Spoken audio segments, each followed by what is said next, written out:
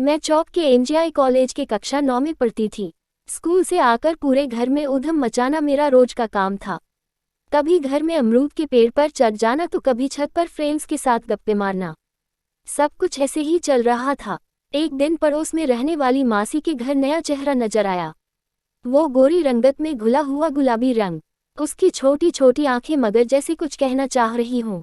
वह मेरी मासी के ससुराल से आया था। पता चला कि वह यहाँ पढ़ाई करने के लिए आया है और 10वीं का एग्जाम दे रहा था। अब तक मेरा रूटीन भी बदल गया। स्कूल से आने के बाद अब मैं खेलती नहीं थी। वो लड़का हर वक्त पढ़ाई करता था। उसकी देखा देखी मैं भी अपना वक्त अब पढ़ाई में ही देने लगी। जैसे ही मेरी नज़र उन छोटी छोटी आंखों पर जाती वहीं टिक जाती। उन्हें मैं देखती तो जैसे मुझे लगता कि वो बोलने वाली हैं। मुझे अच्छी तरह से याद है, गर्मी का समय था।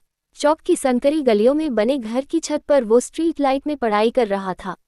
मैं भी पास वाली छत पर थी। मेरे हाथ में किताब थी, लेकिन मेरी नज़रें बार बार दूधिया रोशनी में चमकते हुए उस चेहरे की ओर ही जा रही थी। लेकिन वो बस जैसे उस किताब में खुद को खो देना चाह रहा था। अब तो रोज बस यही सब था और कितने दिन ऐसे ही चलता रहा। न वो मुझसे कुछ बोला और न जाने क्यों मैं भी उससे कभी कुछ बोल नहीं पाई। कई बार उसकी नज़रें भी मेरे चेहरे पर टिकी रहती थी। दोनों के बीच कभी कोई संवाद नहीं हो सका। एक दिन स्कूल से आई तो पता चला कि वो अपने घर लौट गया है और दोबारा उससे कभी मुलाकात नहीं हुई। मेरी शादी हो चुकी है, लेकिन स्ट्रीट लाइट की दूधिया रोशनी में जब भी अकेली होती हूँ वो घुंघराले बालों वाला चेहरा न जाने क्यों याद आता है।